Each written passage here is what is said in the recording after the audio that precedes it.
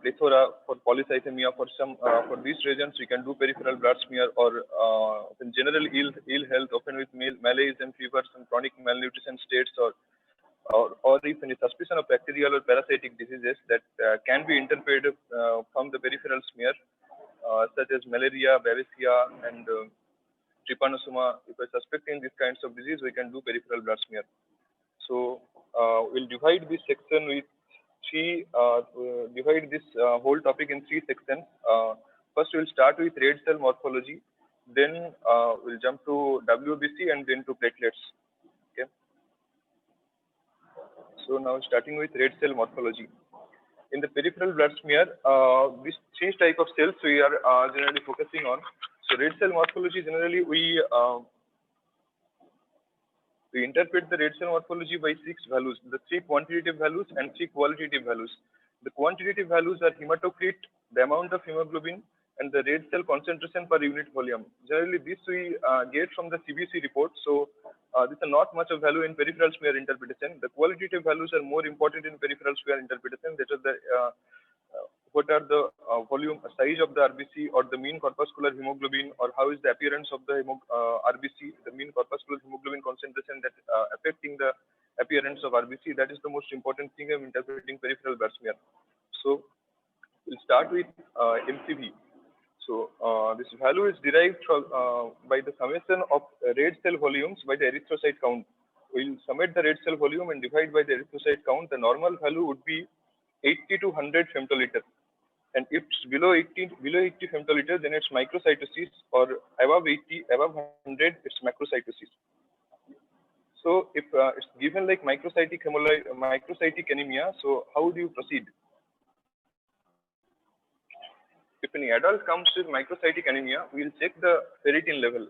If it's low, then the total body iron storage is low, then it's suggesting towards iron deficiency anemia. If it's normal to high, then we'll check serum iron level, TIBC, and transferrin saturation. If the iron is also low and TIBC also low, transferrin saturation is all are low, then it's suggesting that there is the depletion of body iron storage and suggesting towards anemia of chronic disease. And if there is iron is high, or TIBC is normal to and low to normal level, then we go for hemoglobin electrophoresis, and we can the iron level is high. That means that there are continuous hemolysis for this process, and more red cells are being formed. So we go for hemoglobin electrophoresis for to categorize that what kind of thalassemia it could be.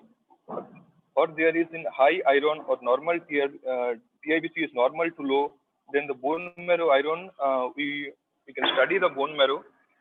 So if there is any more than 10% ring more than 10% of ring sideroblast, then we can categorize it sideroblastic anemia. Okay. And what if the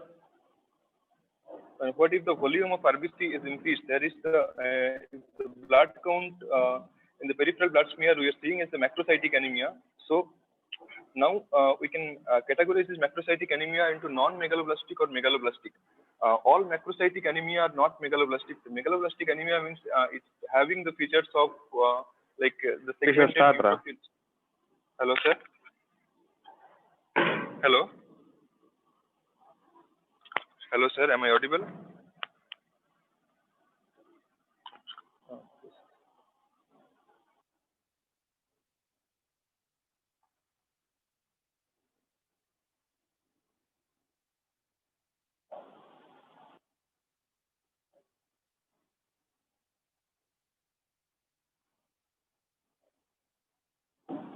Hello. Hello, sir.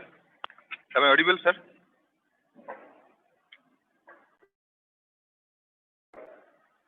Hello.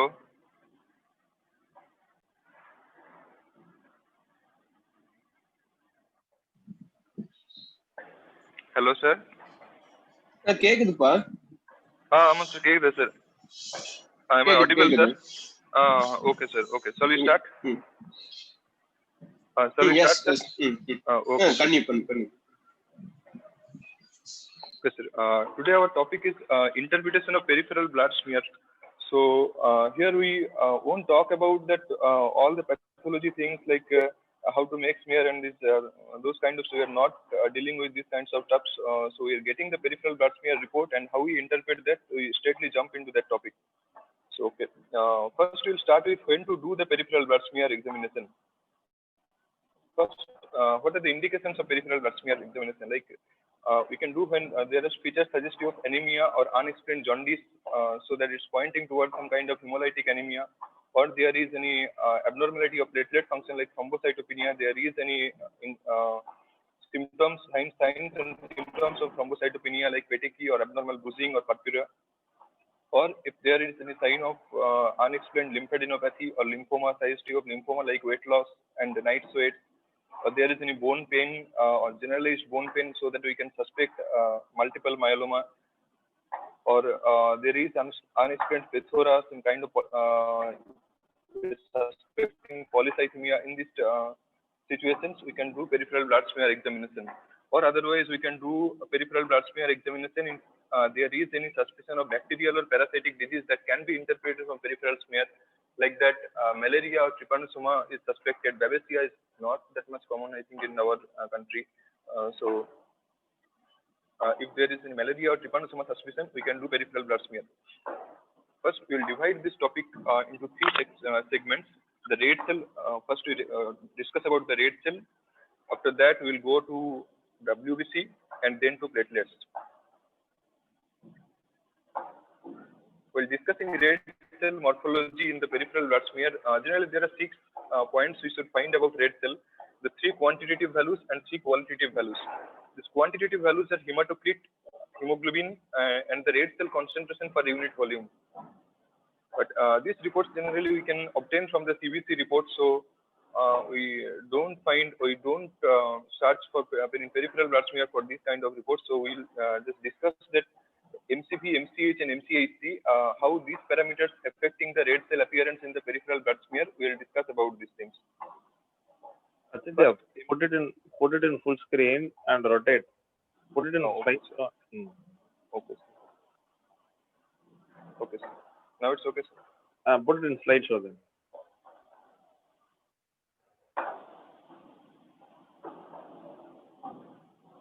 Okay.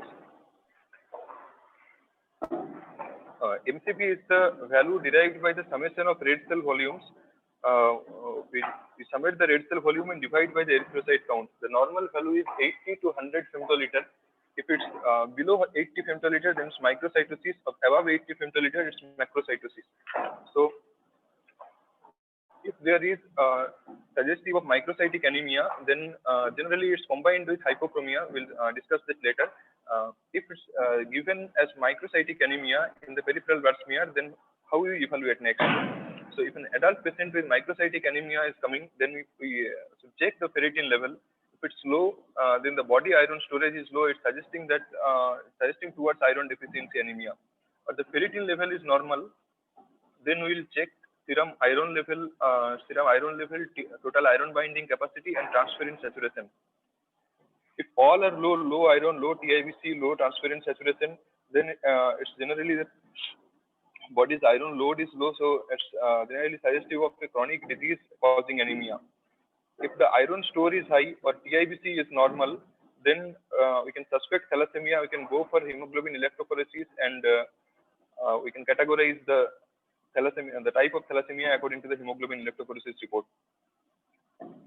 If the body iron, if the blood iron is high but TIBC is normal to decrease, then we can proceed with like there should be some finding in the PBS suggesting towards sideroblastic anemia. We can go for bone marrow examination, and if the bone marrow examination there is 10% ring sideroblast, we can categorize as sideroblastic anemia.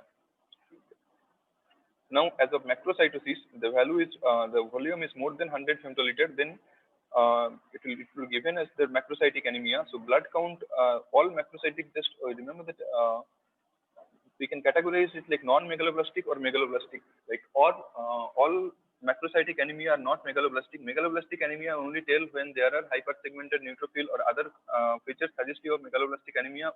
Just these sections we can call megaloblastic anemia, megaloblastic macrocytic anemia.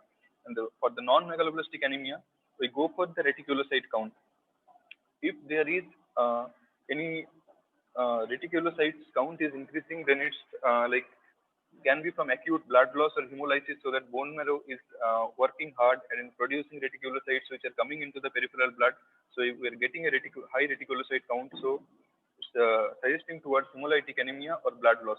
And if there is a non-megaloblastic macrocytic anemia, but there is no increased reticulocyte count, so that the marrow is not functioning, it's not in these cases we can suspect that there is some myelodysplastic syndrome or hypothyroidism or some chronic alcohol abuse or liver disease. As of megaloblastic anemia, we can assay for the main culprits of megaloblastic anemia and vitamin B12 and folic acid. For vitamin B12 deficiency, there can be some gastric or ileal malabsorption of vitamin B12, or some folate deficiency. There's some like dietary malabsorption or increased requirement. If, suppose of in vitamin B12 there are some the vegan persons, they will have some dietary like lacking of vitamin B12, so they're more prone for megaloblastic anemia. And if this vitamin S is finding no deficiency, then we can suspect that we can take the drug history, that what drugs is the patient taking, is that any drug blocking the DNA biosynthesis, so that the DNA is not formed and the cells are getting enlarged, like the dihydrofolate reductase inhibitors like trimethoprim or pyrimethamine or methotrexate, metformin, even some anti-epileptic drugs like phenytoin, valproate, they can cause megaloblastic anemia. And sometimes OCPs also even cause megaloblastic anemia infrequently. Okay, then we can do some copper testing, because sometimes the copper deficiency, then the reason is not actually established how copper deficiency causing megaloblastic anemia, but it's found that decreased copper count can cause megaloblastic anemia. So if all the other values are normal, we cannot find anything, so we can go for copper testing. Now, false positive macrocytosis. There are given like macrocytic anemia, but it's not. There is actually no elevation, actually in size of the RBC. So where can I find like that? Agglutination of cells, like in actually the normal RBC, they are having a negative charge zeta protein, so they repel each other. But in some kind of paraproteinemia, they are producing more immunoglobulin, more paraprotein. So the negative charges are gone, then the RBCs will attract each other and they will agglutinate. And this agglutinated cell may result in falsely elevated MCV or in severe hyperglycemia. So there is then some inflow of water into the cell for the osmotic swelling, so creating some osmotic swelling of red cell, leading to a falsely elevated MCV. Or suppose in hemolytic anemia, the marrow is functioning hard, so there are more reticulocyte production, and the reticulocytes are coming to bone marrow, coming to peripheral blood. And while doing peripheral blood smear, we will interpret the reticulocyte as RBC only. So that can produce a false impression of macrocytic anemia. Next, we'll find the mean corpuscular hemoglobin. It is a measure of the average hemoglobin content per red cell. Normal value is 30 picogram per red cell. According to the MCH, the RBC can be differentiated into the following: the normochromic, hypochromic, and polychromasia. Actually, the hypochromic and macrocytic anemia, they generally go in hand. So most commonly you find that microcytic hypochromic anemia, this kind of only. And for hyperchromic thing, there is no such thing as hyperchromic. If the hemoglobin is produced more than normal amount, then the cells only become larger, the cells not become darker. And polychromasia we'll see next. Just one thing, if there is some condition, we can find the MCH is falsely elevated, such as in case of hyperlipidemia, as the increased plasma turbidity will erroneously elevate the hemoglobin measurement. And leukocytosis may also spuriously elevate MCH value. So these two things, like hyperlipidemia and leukocytosis, this can cause falsely elevated MCH value. Now, what is polychromasia? When RBCs, there are more production of reticulocytes in the bone marrow, the young RBCs are delivered to the peripheral circulation, generally the maturation of RBC is not completed. So the RBC, they are still having the basophilic granules in their cytoplasm. So they are appearing as basophilic and gray blue in color and usually larger than normal red cell. So in this kind of situation, we can get a polychromatic picture. Actually, if a patient is an like iron deficiency anemia or some anemia of chronic disease, we are giving iron or vitamin therapy for the treatment, and the marrow is producing more RBCs. So now the degree of polychromasia can indicate that the patient is responding to the therapy. Next, the red cell distribution index.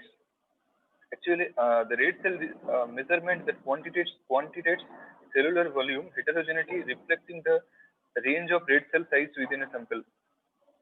RDWO is useful in characterized microcytic anemia. Actually, there are two things where we can distinguish from the RDWO. We can distinguish two major causes of anemia: iron deficiency anemia and thalassemia. In iron deficiency anemia, the MCV is low, and the thalassemia, there is also low MCV. So by the RDWO, we can differentiate between iron deficiency anemia and thalassemia. How? In thalassemia, actually, the cells which are produced are all of the same size only. So the RDWO will be a normal level. But in iron deficiency anemia, some cells are getting the hemoglobin, some cells are not getting that much hemoglobin. So that some cells are like the shapes of the RBCs are vary very much. So there will be high RDW, high red cell distribution with for iron deficiency anemia. But for thalassemia, there is normal, but it's also just only a suspicion. We cannot establish by only RDWO that's an iron deficiency anemia or thalassemia. We have to do further test. And it's also like for dimorphic cell population, like the patients who are having transfusions or have recently treated for anemia, so that they have the previously diseased cells or the new healthy cells, all they having them both. So in this cases, the RDWO can indicate that whether the patient is responding to the treatment or not, whether he has any recent transfusion history or not, like that. Next, reticulocyte count. Determination of the number of reticulocytes for immature non-nucleated RBCs that still retain RNA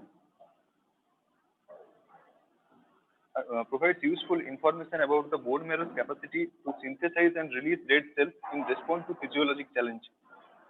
Actually, normal value of reticulocytes in adult are 0.5 to 1.5%. In the newborn, it is 2.5 to 6.5%.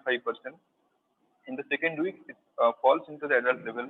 So in the peripheral blood smear, we are like by the reticulocyte counts, we can interpret how the bone marrow is functioning. Whether there is some invasive disorder, some infiltrative disorder of the bone marrow or something like, or the bone marrow is not properly synthesizing the reticulocytes or not, we can interpret from the reticulocyte count in the peripheral blood smear. So increased reticulocyte count we generally get in hemolytic anemia, and the decreased reticulocyte count where the bone marrow is not properly functioning, like patient is receiving chemotherapy, or patient in the case of aplastic anemia or pernicious anemia, or vitamin B12 and folic acid deficiency. This is like the most common cause of cause of decreased reticulocyte count in a country like India, where the malnutrition is more prevalent. Or otherwise, the chronic alcoholic patient or hypothyroid patient, there we will get decreased reticulocyte count. Now, the variation in the shape of RBCs. This is generally referred as poikilocytosis. What are the like RBC shapes, how the varies, we will find with the slides, along with the slides in the later part. Okay. So now we'll start with elliptocytosis. What is elliptocytosis? It is generally the RBCs which are round in shape. Here it's find this, we can see in the slide that this kind of the cells with the central pallor but with an elliptical shape. So these are the elliptocytes we are finding here. Most abundant in hereditary elliptocytosis. Generally, it's a disease like hereditary spherocytosis where we're having some genetic defects that are affecting the red cell cytoskeleton, like affecting the spectrin. Most common mutation is EL2 and EL3 genes, and affecting the spectrin tetramer morphology. So the RBC is not that biconcave shape, not having the typically biconcave shape, getting elliptical in shape. It can be also seen in iron deficiency anemia, myelofibrosis, and megaloblastic anemia. But most commonly, if elliptocytosis is found, we can suspect that it's the hereditary cause first. Next, spherocytosis. Spherocytosis is the RBC is losing their normal biconcave shape and having a spherical structure, having the central pale area which is normally present is lacking or having a smaller eccentric pale area.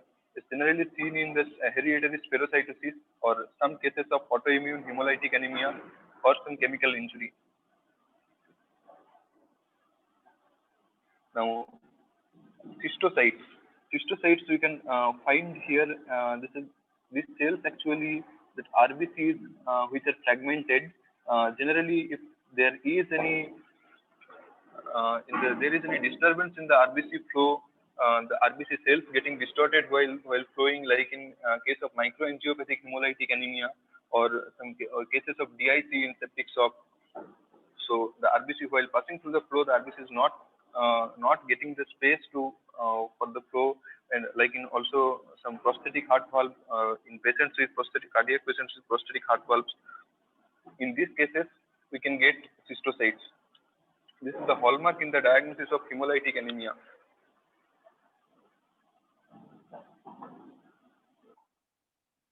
Now, acanthocytes. The red cell membranes having a thorny projection. These things we are seeing here is the acanthocytes, the red cells having a horny projections. Okay. This is generally not regular, an irregular, non-uniform kind of pattern. Most commonly seen in A beta lipoproteinemia or sparse cell hemolytic anemia or hypothyroidism or liver disease.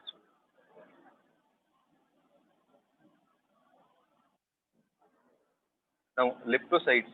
Leptocytes are the thin red cells with large unstained central area.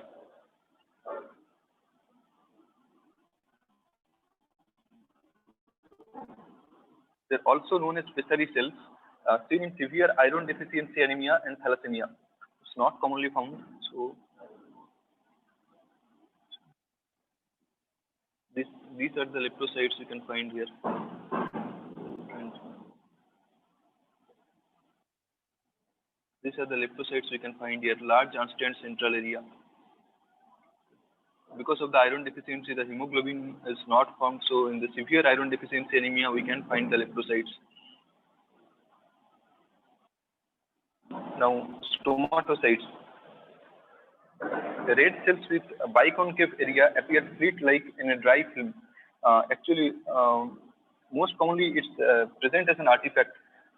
Here are the red cells with central biconcave area.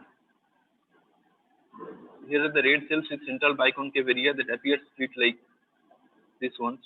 So most commonly it's an artifact. While preparing the smear, it's present as an artifact, or it can be hereditary, not troubling the people much, or either in some non-specific causes like liver disease or alcoholism or myelodysplastic syndrome. Generally does not depend on these findings for diagnosing these kinds of disease. So it's not that much important. Now, teardrop cell. This is important finding in the PBS, also called necrocytosis. One side of the cells are tapered and the other is blunt. This one here we can find. Here we can find that this side is blunt and this side is tapered. This teardrop cells are an important finding of beta thalassemia or post-splenectomy patients. Or otherwise, we can find in myelocytic anemia or severe iron deficiency.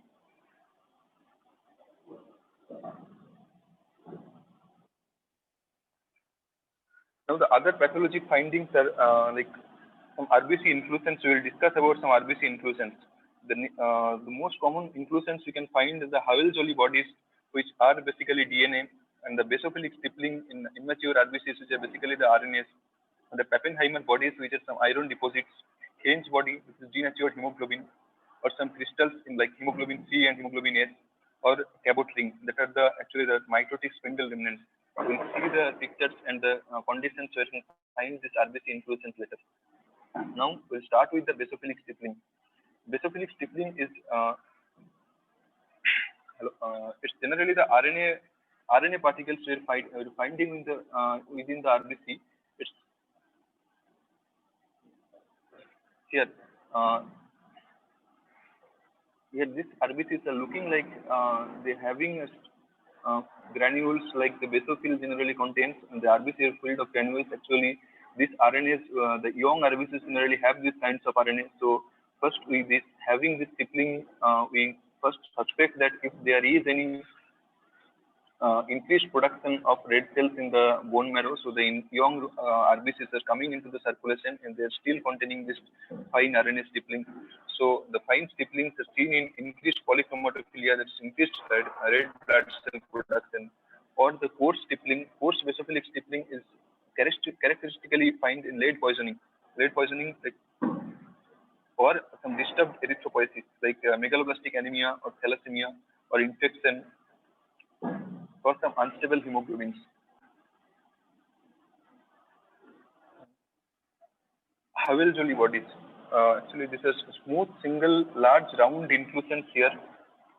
Large, round inclusions which are remnant of the nuclear chromatin, seen in most commonly seen in megaloblastic anemia, or it can also be found in hemolytic anemia post-splenectomy or abnormal erythropoiesis. Actually, for the post-splenectomy, this kind of inclusions they are most common. Actually, if this abnormal inclusions generally eaten up by the spleen and does not present in the peripheral blood smear, but in post-splenectomy patient there is no spleen to function. So the more these pathologic findings with inclusions we can find in the post-splenectomy patients, or Havel-Jolly bodies characteristic finding of megaloblastic anemia. Next, the Pappenheimer bodies. These are small, single or multiple peripherally situated angular erythrocyte inclusions. These are generally composed of hemosiderin. The iron deposits within the RBCs. Here we can find that these are the iron deposits within the RBCs. This is called Pappenheimer bodies containing of hemosiderin.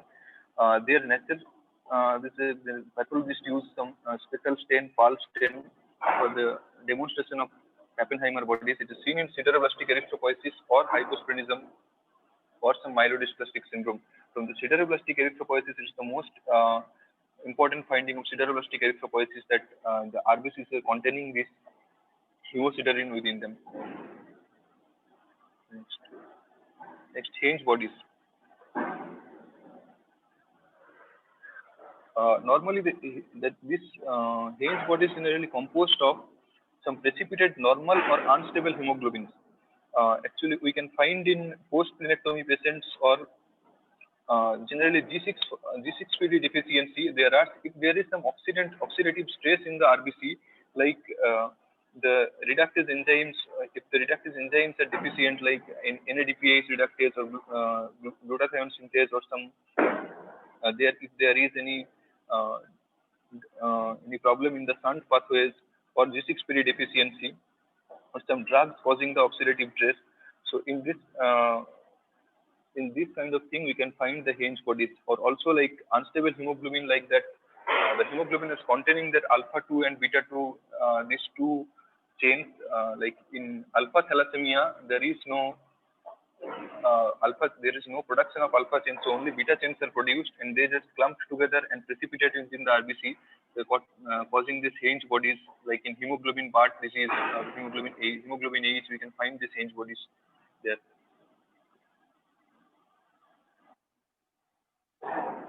Now the Cabot rings. Cabot rings are generally the mitotic spindles still present within the RBC. It's present like this 8 kind of the figure of 8 appearance. It's observed in megaloblastic anemia, most commonly found in megaloblastic anemia, pernicious anemia, or also can be found in lead poisoning.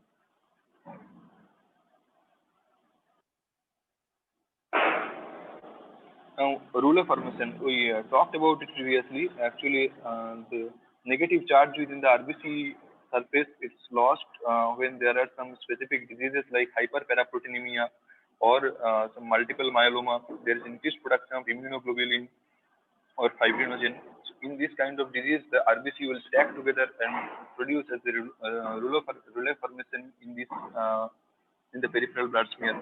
So the diseases that can cause this hyperparaproteinemia, the monoclonal gammopathies, or multiple myeloma, or Waldenstrom macroglobulinemia.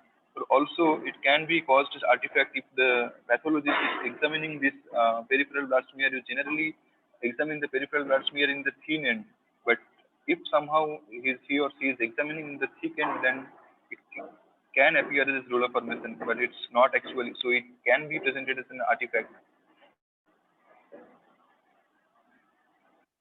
Next. Now we'll proceed to the WBC. So how we will see the WBC parameters? Like if the WBC is increased, there's leukocytosis. WBC decreased, there is leukopenia. Or then we'll proceed with the relative differential counts and the absolute cell counts, and then we'll see if there is any immature cells are present in the like the WBCs. Okay.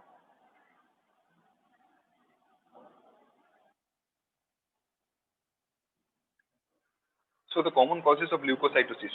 The infection and inflammation is the most common cause still for leukocytosis. And then leukemia or myeloproliferative disorder or tissue death causing inflammation, causing more, requiring more numbers of leukocytes, there trauma, burn, or some tissue deaths like myocardial infarction, or drugs like low dose of corticosteroid, lithium, beta blocker, estrogen, or splenectomy. There is WBC destruction is decreased because the spleen cannot function. So in splenectomy, you can get leukocytosis, or some hypersensitivity kind of allergy or asthma with some allergic reaction to some drug or food or inhalant, or exposure to ionizing radiation or hemolytic anemia. In this kinds of thing, we can get leukocytosis. Because in hemolytic anemia, generally the bone marrow is functioning more, so leukocytosis is also more produced along with the RBCs. Next, what are the causes of leukocytosis? Generally, the increased release of the neutrophils of the leukocytes from the bone marrow. Like the more recruitment of leukocytes is needed, such as in endotoxemia, septic shock, acute infection, or some kind of hypoxia, there is increased release of leukocytes from the bone marrow. Next, there is decreased margination.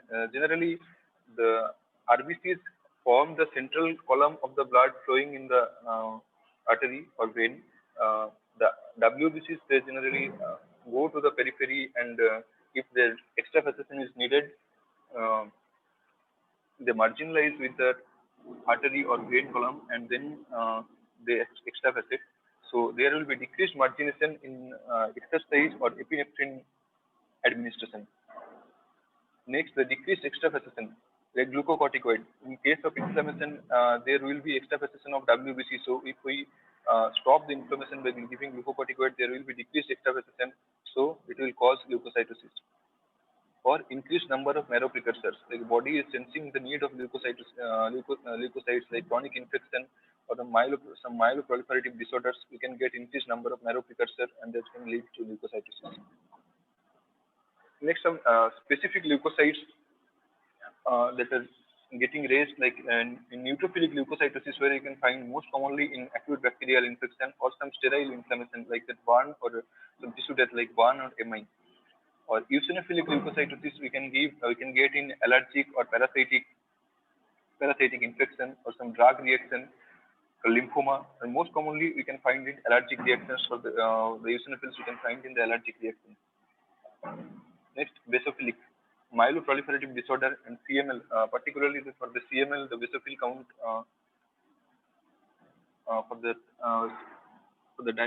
basophilic leukocytosis diagnostic criteria of CML. So lymphocytosis is generally commonly found with monocytosis, like chronic immunologic stimulation like TB, or some viral infection, or some lymphocytic leukemia or lymphoma.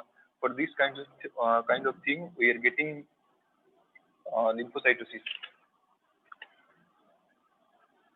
Now, monocytosis. These are generally find with leukocytosis like some chronic inflammatory conditions like tuberculosis or Crohn's disease or infectious mononucleosis, bacterial endocarditis, typhoid, or some hematolymphoid malignancy like that AML with the monocytic lineage like acute myelomonocytic leukemia or acute monocytic leukemia or some myeloproliferative neoplasm or chronic myelomonocytic leukemia. In this kind of thing, we can get monocytosis.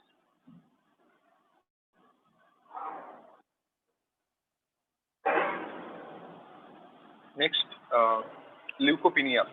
So the WBC count is falls below the 4,000 per microliter.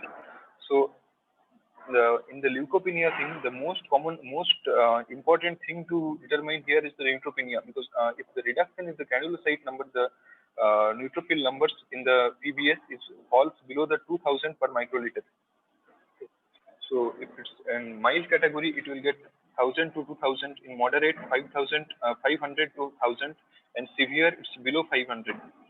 Or if there is neutropenia, that means that agranulocyte like the monocytes and lymphocytes, they are more in the leukocytes count. Well, there is neutropenia and there is more count of lymphocyte and monocytes, so it's also called agranulocytosis.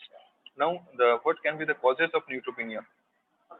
So the granulocytes are not producing that much in the marrow, or there is accelerated removal or destruction. These two are the main causes of neutropenia. What is ineffective granulopoiesis? Like the hematopoietic stem cells are suppressed, like aplastic anemia or some infiltrative disease of the marrow, or suppression of granulocytic precursors, like some alkylating drugs or common anti-epileptics that can cause suppression of granulocytic precursors like valproate and carbamazepine are common for causing neutropenia, or some idiosyncratic reaction with antibiotic like chloramphenicol. ACE inhibitor benazepril can cause ineffective granulopoiesis. And the two commonly used antipsychotic drugs, clozapine and chlorpromazine, are famous for neutropenia. Especially clozapine is famous for neutropenia. So we have to keep in mind the drug history if there is any neutropenia in consideration.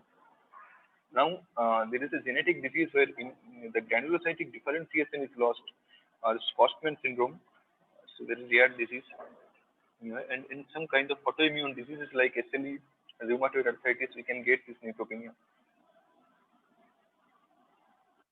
Now, the accelerated removal or destruction, like idiopathic autoimmune or drugs like immune-mediated destruction of the neutrophils, or some splenic sequestration in splenomegaly patients, in the portal hypertensive patients, there will be more destruction of the neutrophils, so you can get neutropenia. Or there is increased peripheral utilization, like overwhelming infection or sepsis. The leukocyte need will be more there, so the neutrophil will be sequestered there, so they can cause neutropenia, febrile neutropenia or neutropenic sepsis. Yes. Now, some abnormal forms we can find in the peripheral blood smear sometime of leukocytes. This like band and stab forms. These are generally the immature WBCs that are being produced in the bone marrow. They sometimes come to the peripheral blood smear. We'll see when they are coming. When the degree of indentation is more than 50% of the nuclear diameter. Here, like this is the nucleus of the WBC. You can see here. So the nucleus of the WBC, and the degree of indentation is more than 50% of the size of the WBC. This is the band form or stab form. Okay. This is sausage-shaped nucleus. This is called the band form stab form. We'll see later where we can getting the band stab form in the peripheral blood smear. Here. Now, how the leukocytes are being produced in the marrow? They're starting with the myeloblast, then they're getting differentiated to promyelocyte, myelocyte, metamyelocyte, band form, bilobe neutrophil. Then the neutrophils are getting, the lobes are getting more separated. So the neutrophil with 3 lobes is generally considered the standard neutrophil. Now, if we are getting towards the left, like the more primitive form of the neutrophil, that is the myeloblast, promyelocyte, myelocyte, metamyelocyte, or band form. If these kinds of cells are found in the peripheral blood smear, it is called the left shift of neutrophils. Okay, and if the lobes are increased, like more hypersegmented neutrophil more than 6 lobes or 5 to 7 lobes, this is called the right shift of neutrophil. So in the left shift of neutrophil, it's generally the most common cause is still infection or inflammation, where we can get that more band forms in the peripheral blood smear, more than 10% band forms can be seen in the peripheral blood smear, then I can tell that this is abnormal and this is left side of neutrophils. Most common cause is still infection or inflammation, and there are some leukemias that can cause this band forms or metamyelocyte or myelocyte to come in the peripheral blood smear. So in this left shift of neutrophil, we can still divide this left shift into two types. Okay. It can be regenerative left shift or degenerative left shift. The regenerative left shift means the absolute number of the neutrophil in the circulation is increased. The bone marrow is having increased the neutrophil release. On degenerative left shift is the number of the neutrophil is decreased. So this is the bone marrow is not functioning. This is generally a poor diagnostic sign that bone marrow is cannot function properly. So this is a poor diagnostic sign along with the left shift.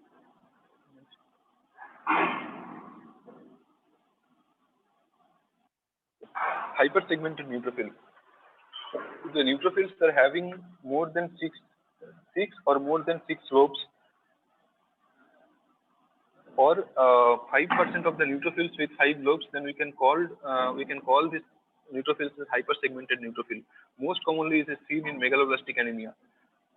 Characteristic finding of megaloblastic anemia. Other than this, we can also find in uremia or cytotoxic drug treatment like in chemotherapy, like in methotrexate or hydroxycarbamide.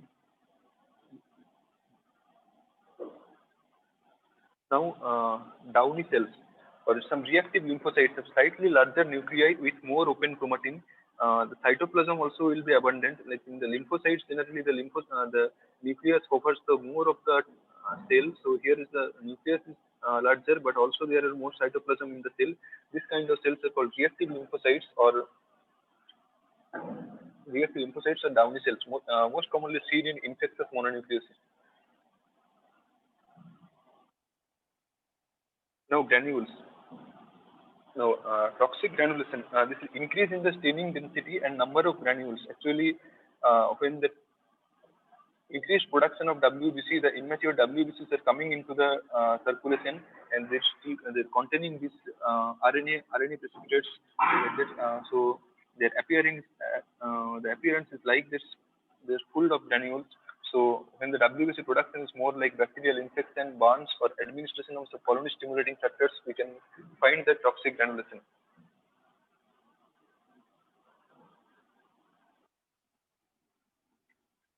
Now dull body is generally similar with this toxic granulation, just containing ribosomes and endoplasmic reticulums here that are seen in the periphery of the WBCs.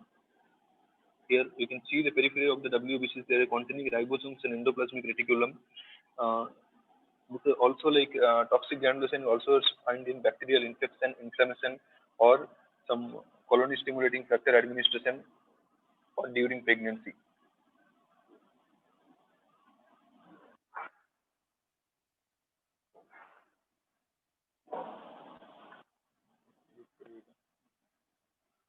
Now, so uncommon findings of the WBCs like Elder-Rayleigh anomaly. It is generally there are large granule with a stained deep red. The granules often obscure the nucleus, but the nuclear function is normal. It is most commonly found in this some mucopolysaccharide disease specific for Hurler disease or Hunter's disease. We can find this Elder-Rayleigh anomaly in the peripheral blood smear. Now, May-Heglen anomaly. It's a genetic disease with autosomal dominant inheritance. There are the triad of May-Heglen anomaly. This is thrombocytopenia and giant platelets and doll body-like inclusion bodies in the granulocytes.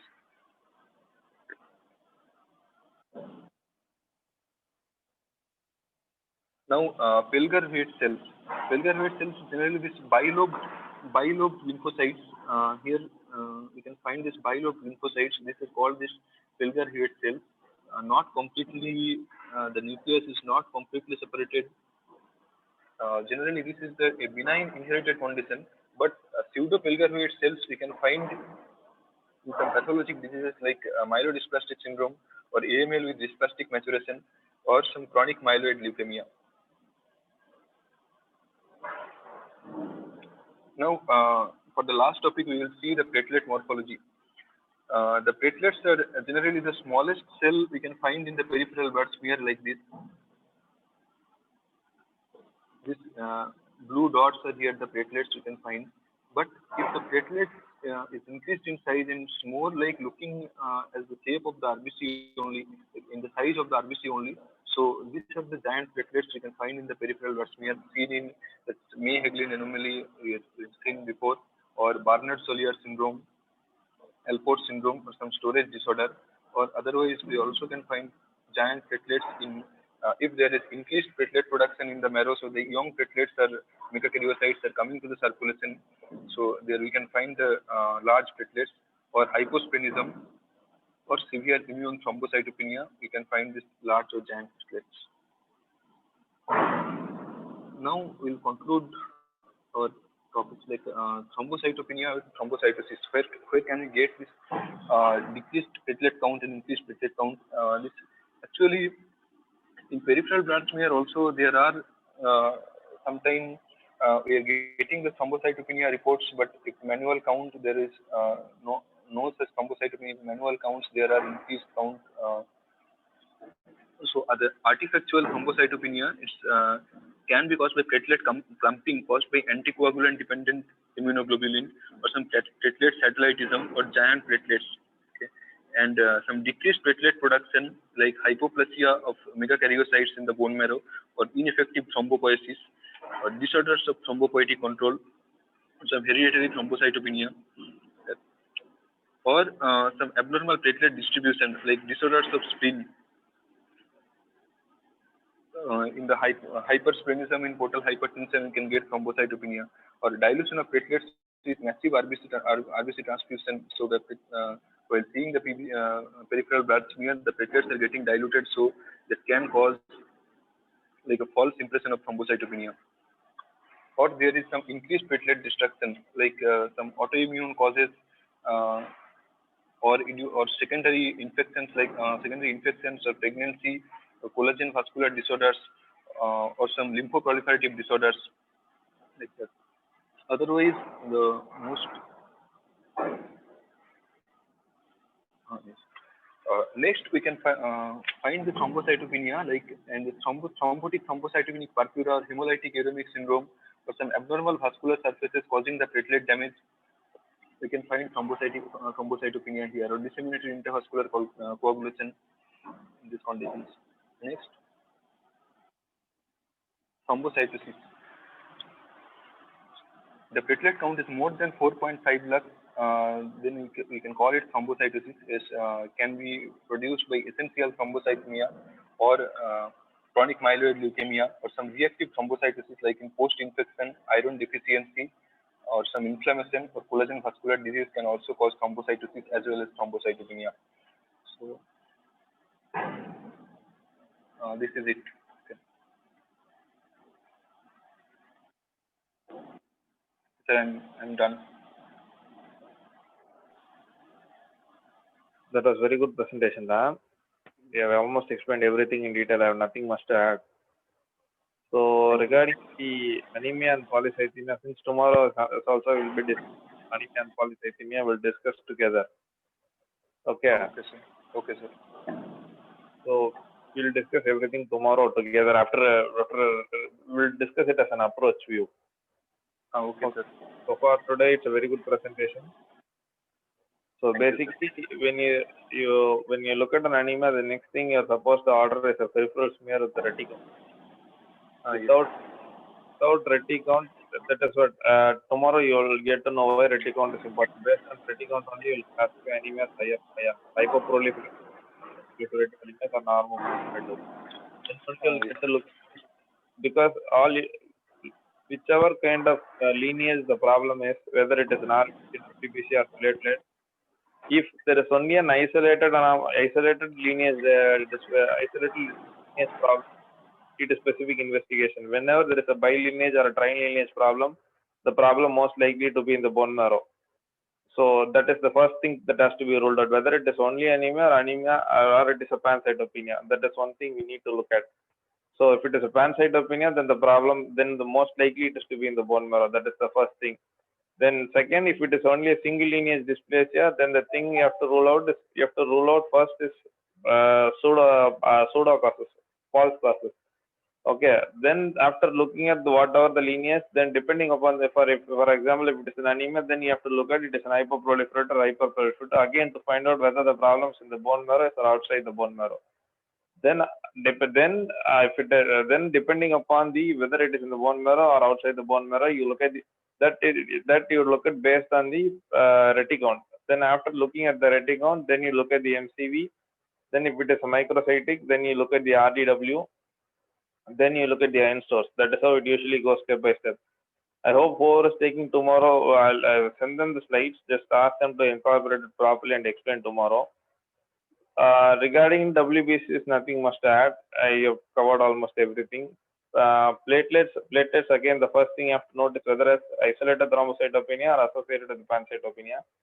Then after knowing it is only thrombocytopenia, you have to rule out pseudothrombocytopenia. Then pseudothrombocytopenia ruling out, based upon the causes, you classify it as either due to decreased production, increased destruction, or sequestration. So that is how you classify. Then after realizing it, based on the peripheral smear pathology, you can identify the cause. So we'll discuss everything in detail tomorrow. So far, it's a very good presentation. Thank you. Anyone else?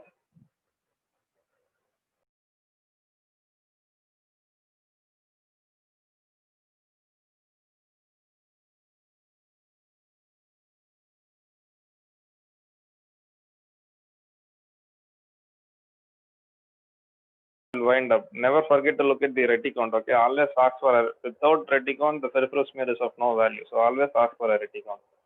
So we'll see tomorrow. Thank you.